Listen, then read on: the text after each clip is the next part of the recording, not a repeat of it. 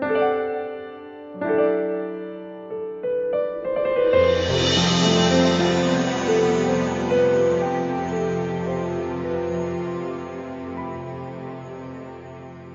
weeks ago, the question is, it's interesting, if rebirth or reincarnation really exists, how come people cannot remember their previous lives? I think Bunny asked that question. That's an interesting question. And I would like to take it up again, and I rethink about it. I gave some partial answers the other day, and I think that maybe I should deal with it in a little bit more detail, because most people think, well, if there's reincarnation and rebirth, how come I can't remember all my experiences in my past life? Wouldn't it be good if I can remember everything in my past life? Then I can do better in this life. Then I believe in reincarnation. Then I believe in the Buddha. Well, there are several answers to this. The first and most obvious is that even ordinary memory is very restricted and varies greatly in extent and vividness with different people. Even in your present life, can you still remember what happened while you are in kindergarten in grade 1? Even in this life, your memory is restricted. As time, the longer the lapse of time, the less vivid would be your memory. So how can you expect yourself to remember experiences one life cycle ago? And most children remember maybe from the time when they be able to speak until about 7 years old, and after that, there's so many impressions act on their brain, on their mind, so many cravings, so many, for example, jealousy, worries, anxiety. Children have various anxieties. And all these impressions act on their memories, and even past life memories would be erased. So that's the first reason. The first reason is our memory is really restricted. And how can we remember as far back as last lifetime? Secondly, death itself is a memory obliterating, a memory erasing agent. Why is death a memory erasing agent? At the juncture of death, if that person still hang on to the world, he wouldn't let go. He wanted to remember everything about his estates, about his families, about what he's leaving behind. He can't let go of it. He still wants to remember it. It's all a recollection of the past. Then he can't leave. He will be spending maybe months panting with breath in the hospital. Sometimes we know people who are almost departing from this world, they have to be told to let go so that their body, their alaya consciousness will leave their body. So if they don't let go, they can't leave. So they sometimes, when they are thinking about it, they say, I want to let go of everything now. There's no use. I'm dying. I want to let go of all this past that I have. My families, my estates. There's nothing I can do. I gotta go. I can't be in this state anymore. So he wants to let go. He intentionally wants to forget about it. In the bardo stage of death, you know what bardo is? B-A-R-D-O. And the bardo stage of death is when a person dies up to the stage when he's going to be reincarnated. Into that intermediate period is the bardo stage. In the bardo stage, sometimes the letting go is not all finished yet. He still sticks around. But when he sticks around too long, he knows, I gotta go. I can't stick around here for too long. And some people attach to it so much to the family members that they stick around their house for many, many years. You don't know about it. You can see them. They still are around. We heard stories about that. So death itself is a memory obliterating agent that you are going to a new course of reincarnation. You are going to a new physical body, a new brain. You're going to let go of the old one. You put on new clothes.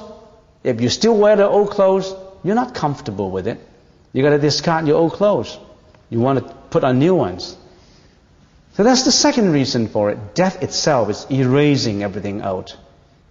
You, as the past individual, you wanted to erase that. If you hang on to that, you still stick around. You won't feel happy about it when you stick around. The third, another factor, is the nature of the lives in between one human birth and another. You know what I mean? Say, for example, you're a human now, but because of all these bad deeds, you have all this bad karma that you have created. Now, mind you, you and I, everybody we are adding on our karma every day. We're acting, we're speaking, we're doing everything. Every thought creates karma. We are doing all this, good, bad, and neutral. You reap what you sowed. You do bad deeds, you got bad results. Good deeds, good results. Neutral deeds, neutral results. You created your karma. You have the cost of killing. You have the result of being unhealthy and short-lived.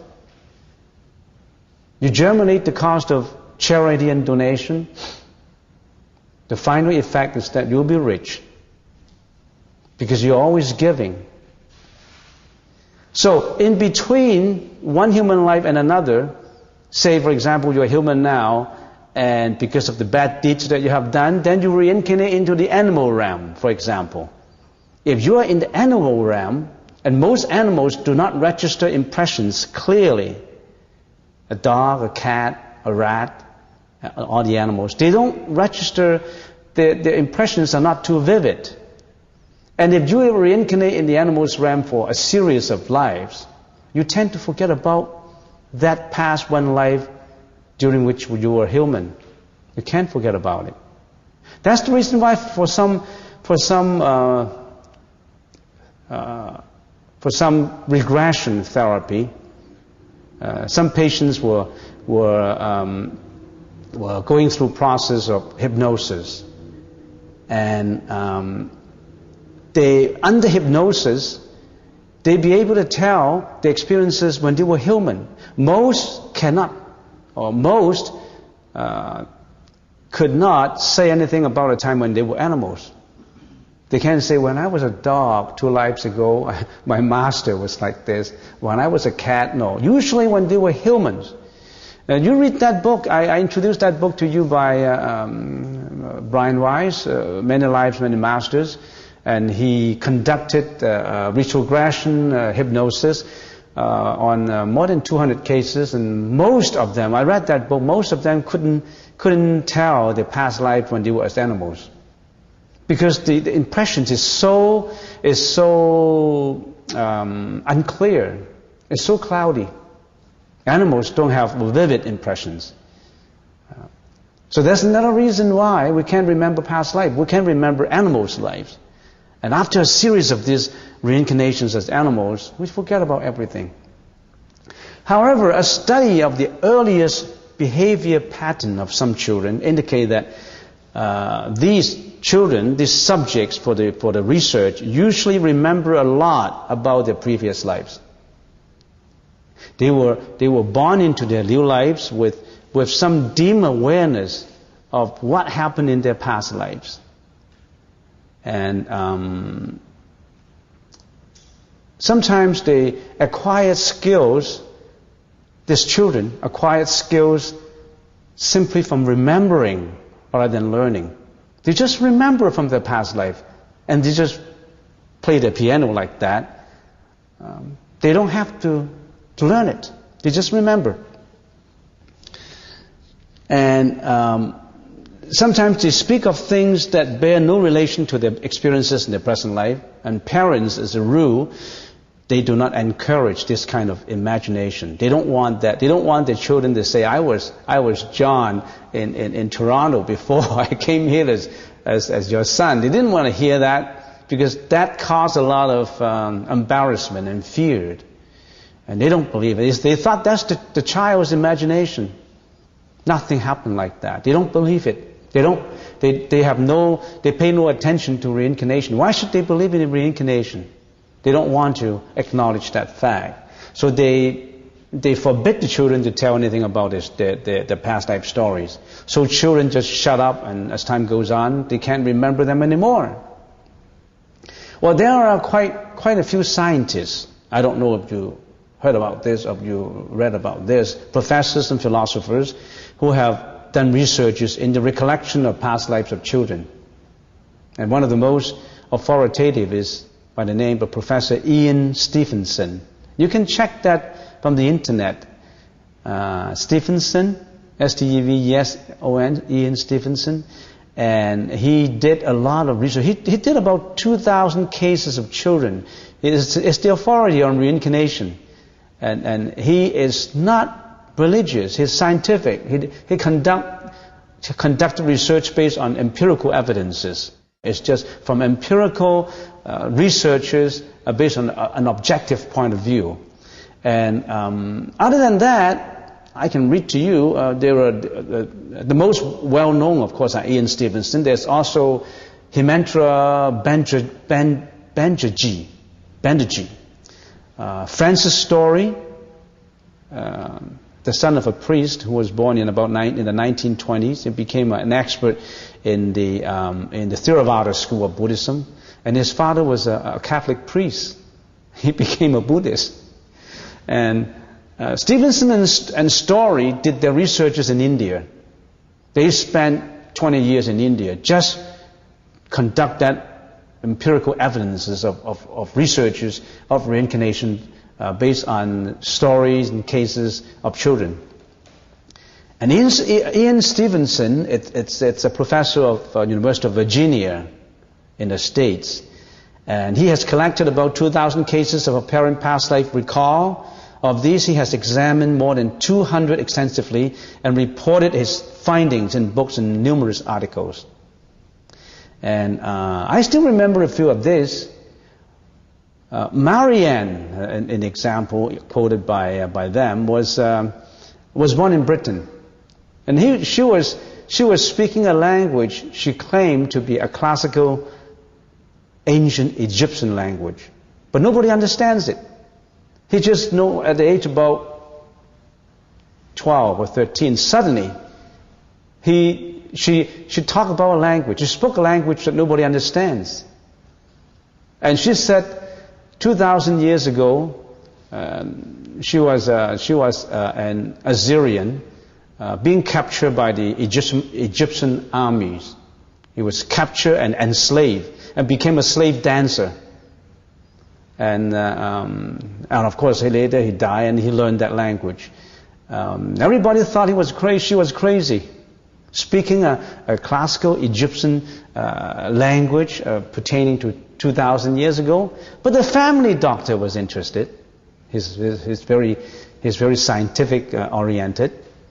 He tape recorded Marianne's language. He tape recorded it and then passed it on the linguistic of Egyptian languages. And that linguistic expert, conducted research on it. And the result is, Marianne was telling the truth. That's really a classical Egyptian language pertaining to about 2,000 or 3,000 years ago. So where did he learn? She learned that language. And how could she remember that 2,000 years ago, more than 2,000 years ago, she was a slave dancer in Egypt? Well, there's so many stories about this. A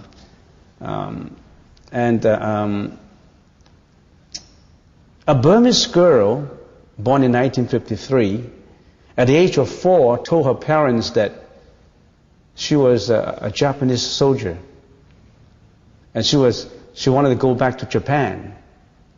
She never had schooling of geography before, She didn't know where Japan was. A research was conducted on her mentality, on her mental process, and this is what she said in detail. She said, I was a cook in the 1940s in central Burma in the Japanese armies, and one day I was burning timber for fire, cooking for the armies. And suddenly there were a few planes flying down and they were shooting machine guns at us. Everybody rushed for their life, rushed for ambush. And I got shot in my back and I died instantly. But I still have 5 children in Japan. I wanted to go back to see them. He couldn't let go of the 5 children. At the age of 4, she was able to tell all these things. She didn't even know what Japan was. No schooling before. So how do we explain that? If that's not reincarnation, is that a coincidence? Coincidence wouldn't be like that. Unfortunately, the girl couldn't remember which part of Japan. Tokyo, Nagasaki, Yokohama, Osaka, or what name? What's the name of the soldier? Otherwise, that research. And Ian Stevenson and all the Banerjee and all these other researchers, they were doing that. They actually conducted researches in India, Burma, Sri Lanka, and Asia for all these different cases. And they come up with empirical evidences that reincarnation is really truth, something that people have to understand. Another case happened in Alaska that I read about. There's a guy, a fisherman by the name George Williams in Alaska. He was dying at the end of 1949. And before death, he told his son, "Son, if reincarnation really exists, I will come back as your son. And remember, I have a birthmark on my shoulder, on the left part of my shoulder, and under my arm. And if I come back, identify these 2 marks. If you see these 2 marks, that's me." That's what he said.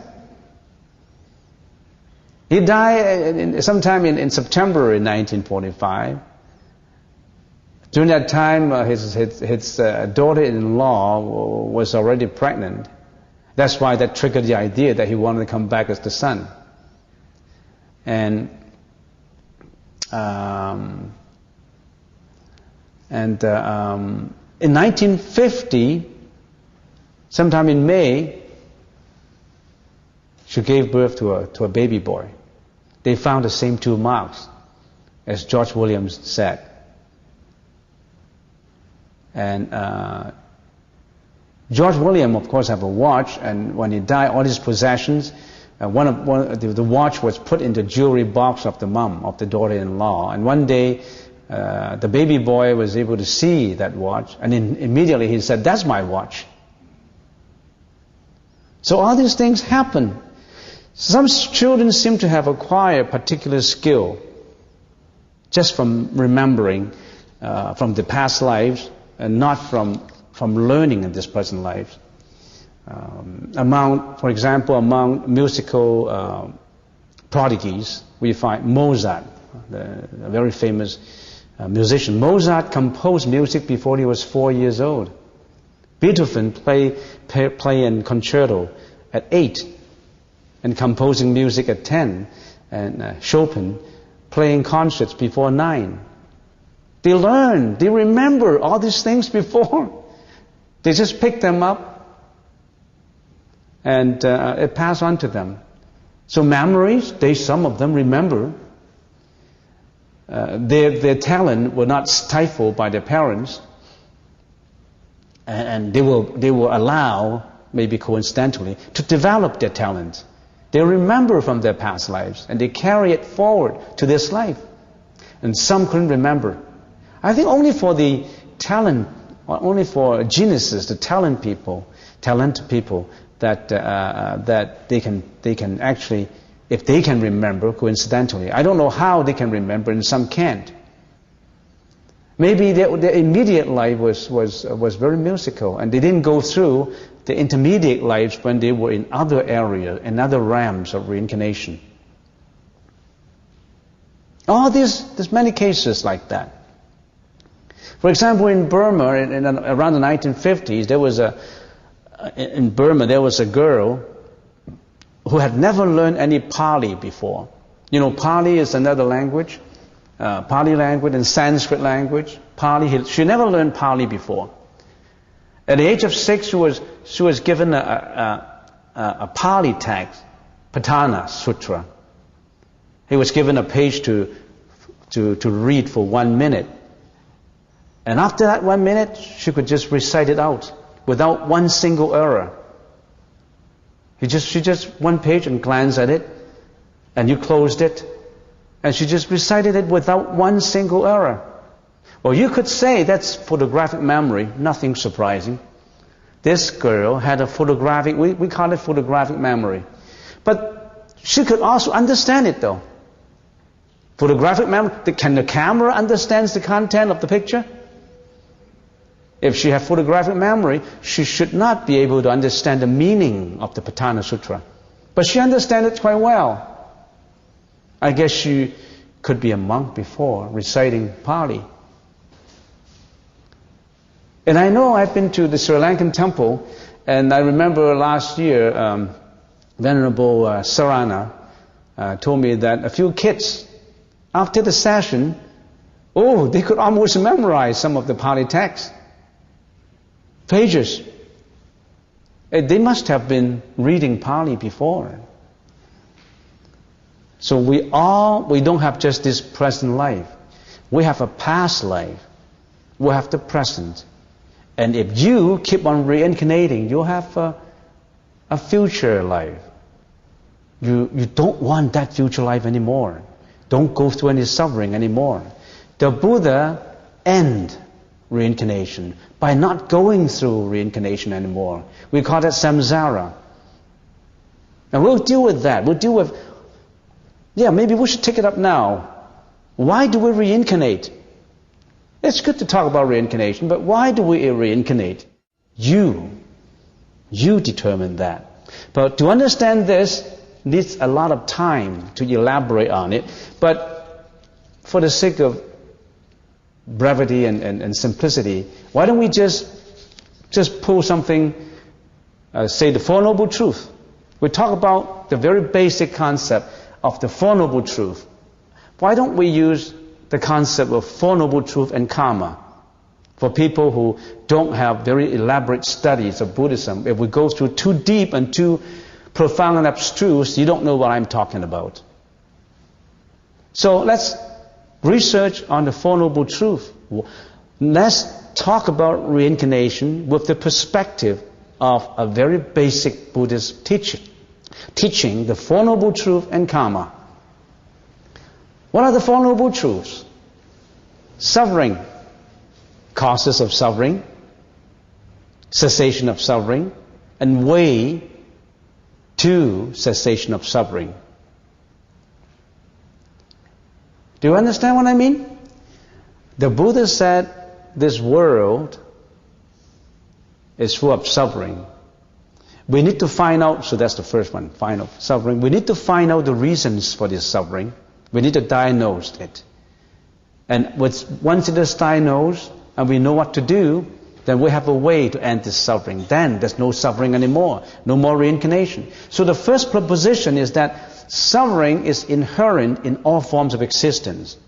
You have to understand that. You must not be ignorant about that.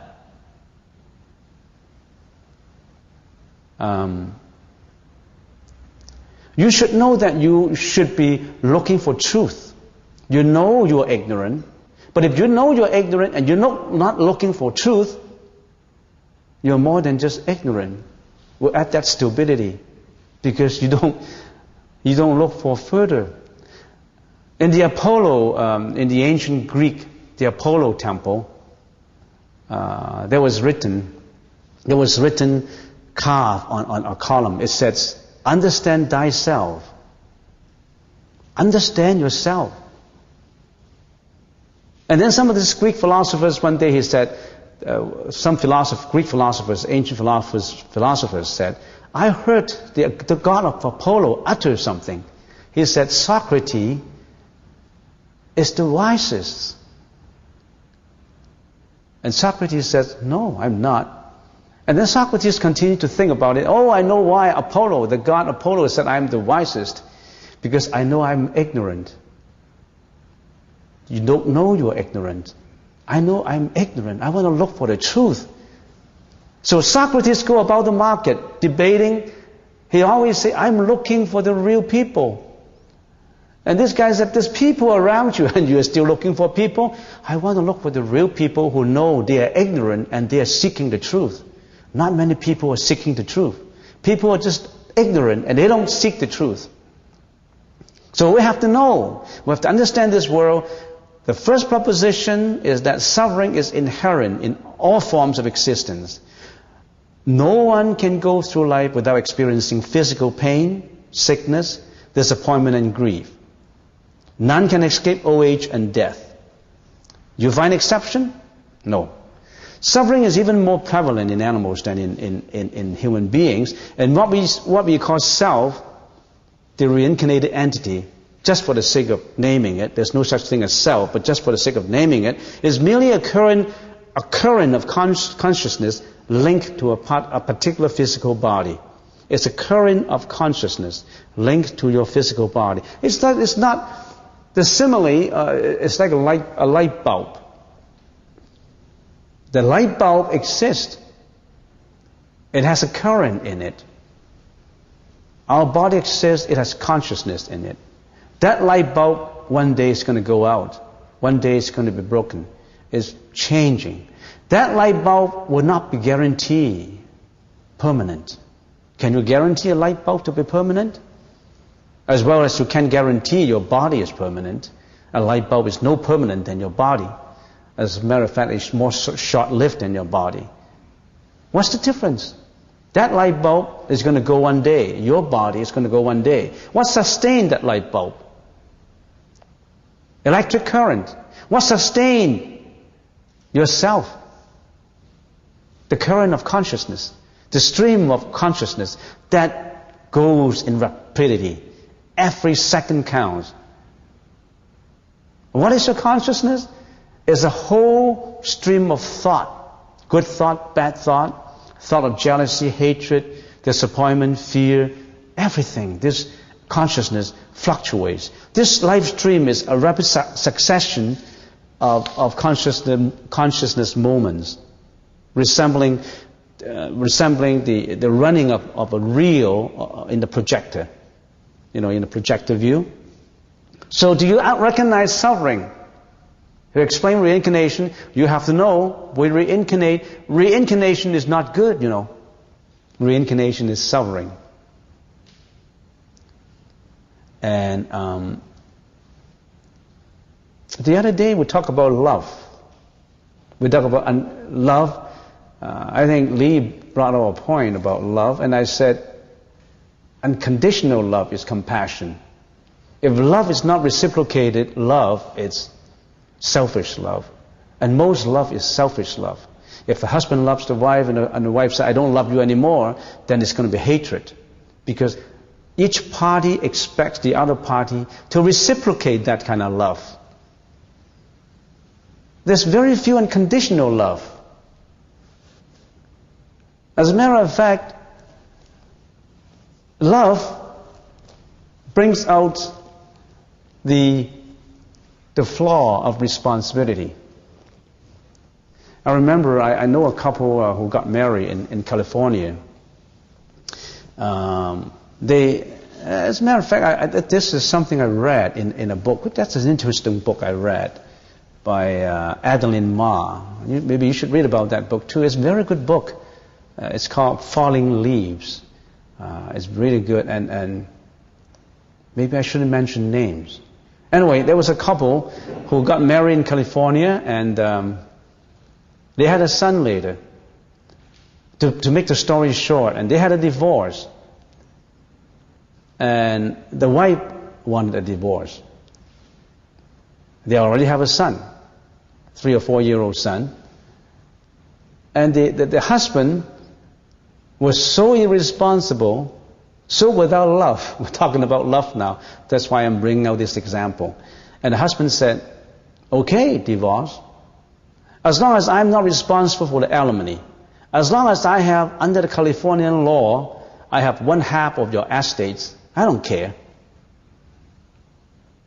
So they had a divorce. The man did not want to, no love to his own child.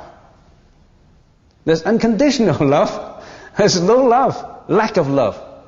Absolutely none. So what a man. Should he learn something about love? Should he learn something about responsibility? On the other hand, I knew a case which is very interesting. The mom had 2 daughters,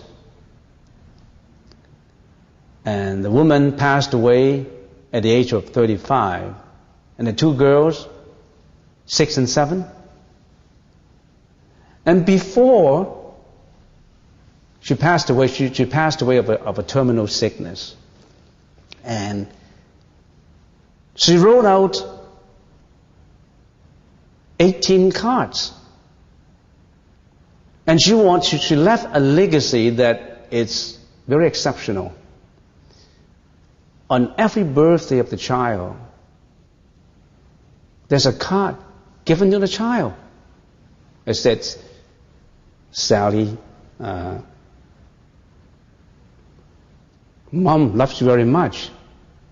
I've always been with you. Mom is always loving you. I'm away, but I'm with you all the time. For 18 cards given to the 2 children. So that's unconditional love. She passed away, but she still remembered the 2 children. The most interesting, the most belovable gifts, legacy ever left for the children. So on a comparison, that's unconditional love. Every Christmas, every birthday cards, age 7, 6, 9, 10, 11, 12, giving advice to the children. What a mom. So we're not talking about love, So this is out. The second of the noble truth is that the cause of suffering in the round of rebirth is craving. So the second noble truth is what causes the cause of suffering. What is the cause of suffering? Craving. What is craving? Desires. Desires for what? Desires for fame, reputation, desire for sex, for money, for wealth, eating, satisfaction of your senses, all these things, all this craving. Because of this craving is conjoined with ignorance. Together, craving and ignorance produces thought which carry themselves into actions and speech, which result in karma, all this karmic force. Where does karma come from? Karma comes from your own action, your speech, your thought. Bad, good, not just bad karma, You produce good karma sometimes. Good, bad, neutral, all the time. All deeds result in karma.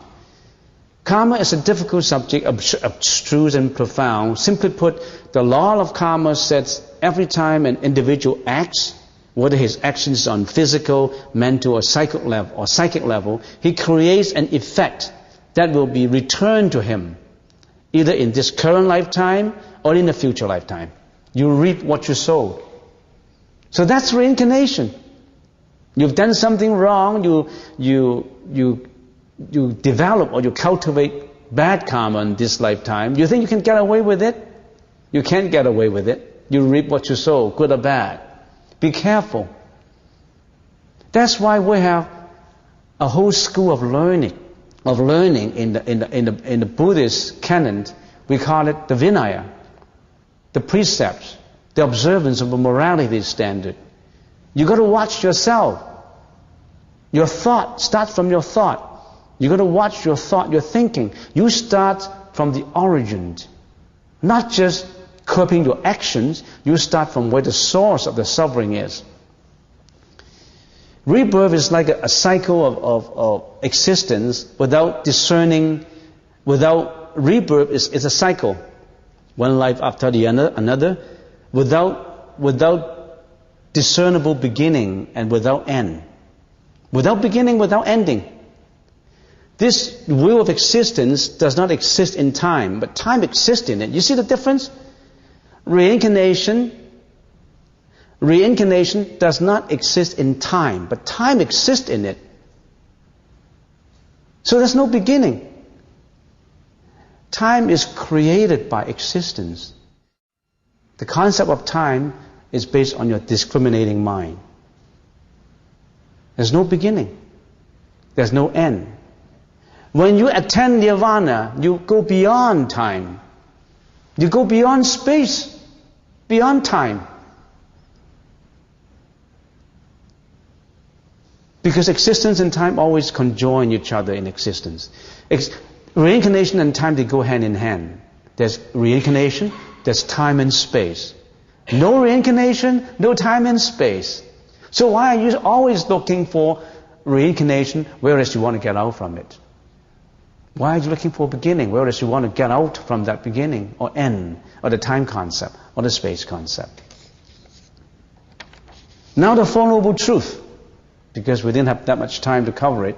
Like the revolution of the planets around the sun goes on perpetually, simply because there is nothing to stop it. But it can be brought to an end by the individual for himself through an act of will, of his will. The act of will consists in turning craving into non-craving, turning ignorance into wisdom, turning ignorance into prajna, prajna paramitta. Remember we talked about prajna paramitta? When this is accomplished, nirvana is reached. Then there is no more rebirth. The way to the cessation of suffering is the Four Noble Truths of self-discipline and meditation, leading to purity, to perfect purity and insight wisdom. The Eightfold Path and all this samatha or samatha and vipassana meditation and all these, a whole body of teaching that enable you to create that act of the will to get out from samsara, to get out from reincarnation, to purify your karma, to go in that beyond, get away from samsara. You've been reincarnating, you and I. We've been reincarnating in this world.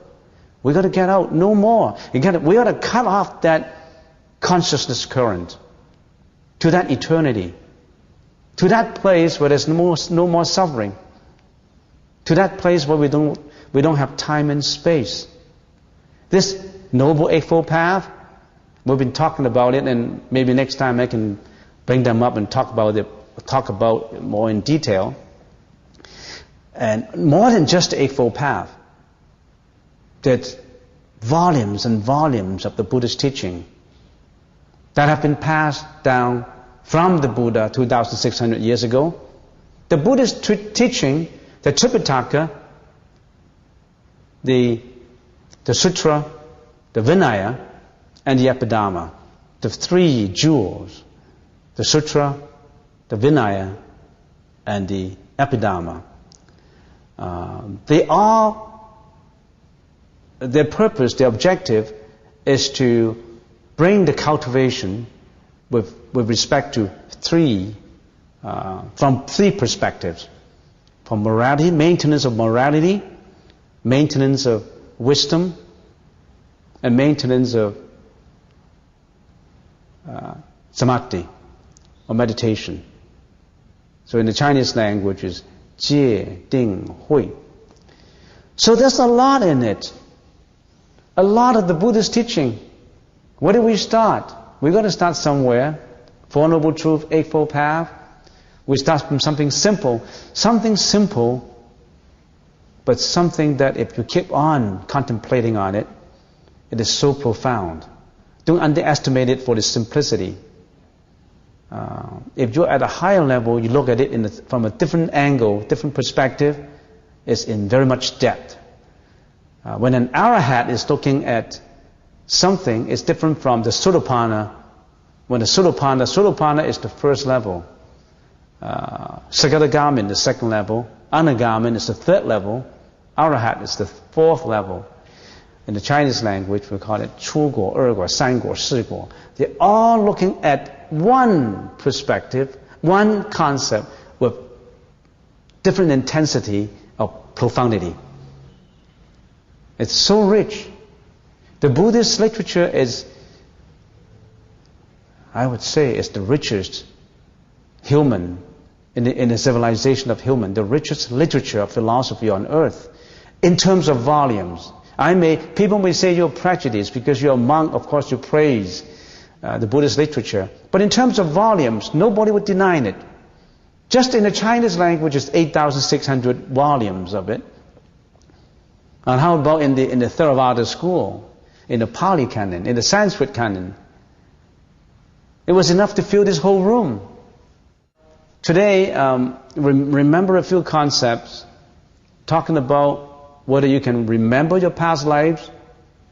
There's so many reasons why you can't remember your past life. And also, if the successful meditator, after so many years of practice, once you achieve that purity, you automatically would acquire at least the 5 supernatural powers. You don't want to, your objective is not to acquire those powers, but those powers will come to you. What are the 5 supernatural powers? Divine vision. Divine visions, that means you have the ability to see anywhere in the universe, in the planet, in the moon, in the Jupiter, in Mars. You can see anywhere. That's divine vision. The second is the ability to hear any sound anywhere. I have to say in the Chinese language first, 天眼通, 天耳通, the ability to hear any sound anywhere. 他心通, the ability to understand the thinking of anyone. 他心通, 宿命通, the ability to know, to remember all past lives. 神主通, the ability to go anywhere and do anything at will. These are the 5 natural powers of the Arhat. The Buddha has one more. The Buddha has 6 supernatural powers. What's that one? That's the final one. The ability to be liberated from all mental afflictions. 漏尽通. This is 六神通. So, you want to remember? Why don't you practice more, Bunny? One day you will get this 5 natural powers and you can remember every one of those past lives in you. As a matter of fact, in the Dhammapada, in many of the Buddhist literature, the Buddha talked a lot about his own past lives and about the past lives of his disciples. Very rich literature mentioning past lives of himself and of his disciples in the Buddhist literature. If you're interested, we only live once if we're lucky. If we're unlucky, we go on to reincarnation. In this lifetime, why don't you start your own spiritual odyssey? It is just more than work. Every day you go to work, every day you go to your supper, your dinner, and every day you do the same thing, partying and all that. Why don't you spend your time in some spiritual adventure? Find out more about where you come from, where are you going? How do you promote yourself spiritually? Don't attach to material. And I find fun in doing it. I find I have a lot of wisdom in doing it. I find there is a lot of interest in doing it. Why don't you do so? Find out more about what the Buddha has been preaching, instead of just spending your time in do daily chores and daily routines, doing the same thing every day, doing your job, cooking your meals. Is that all for life? Wouldn't it be boring? Start your adventure. You open your treasure, open your door. You are living in the prison of your own ego. You're all enclosed by your wall, your thick wall of egoism. And there's this little one window. The guy outside locked at the window. And right now it's me. lock at your prison, your ego war. That guy's locking. Do you care to open the window, take a look? Or you don't really care? Open that little window, take a look outside. There's so much outside. Not just your own ego. There's so much. A whole horizon. You'll never believe it. It's unbelievable. It's endless. We should start the searching. Don't waste your lifetime.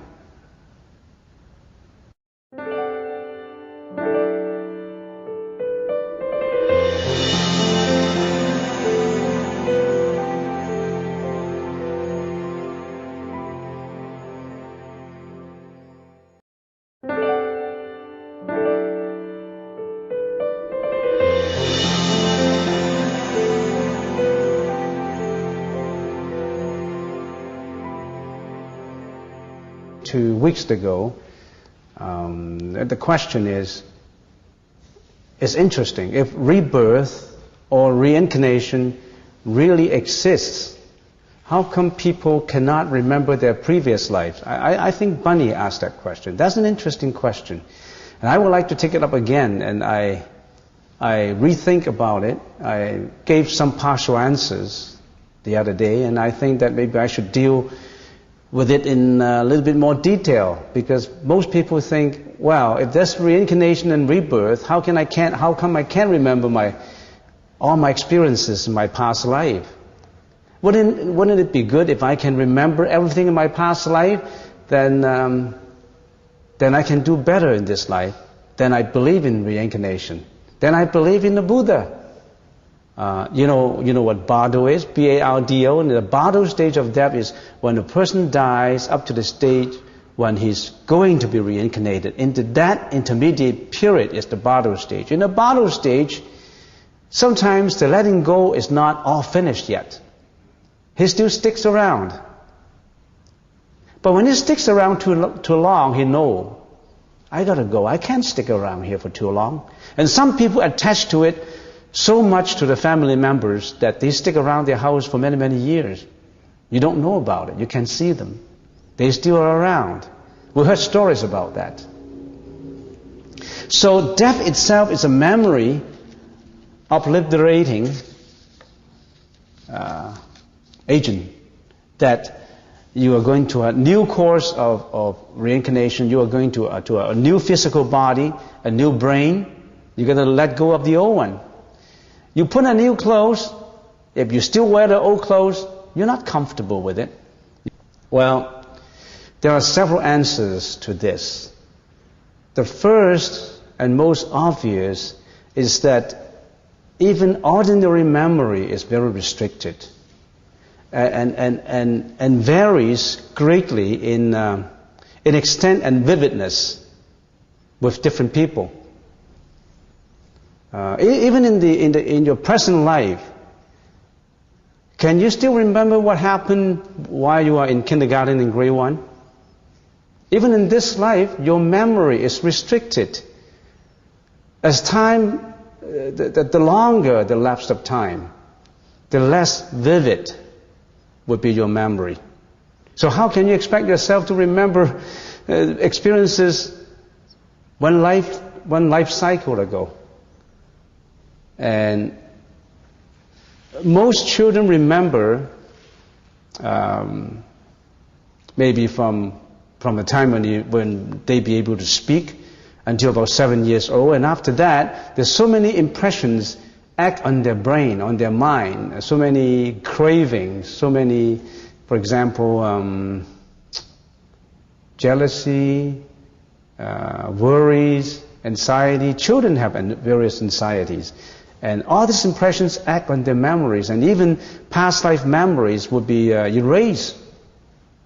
So that's the first reason. The first reason is our memory is really restricted. And how can we remember as far back as last lifetime?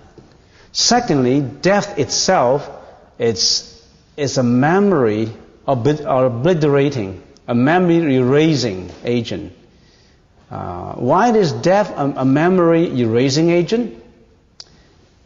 At the juncture of death, if that person still hang on to the world, he wouldn't let go.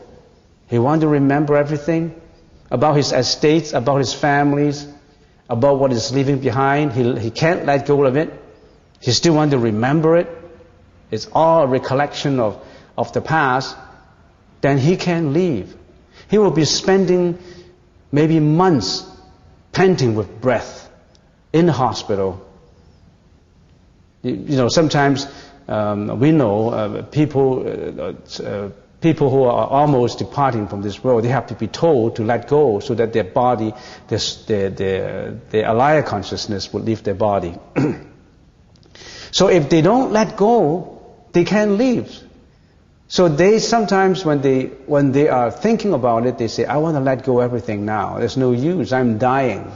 I want to let go of all this past that I have. My families, my estates. Nothing I can do. I gotta go. I can't be in this state anymore. So he wants to let go. He intentionally wants to forget about it. In the Badu stage of death,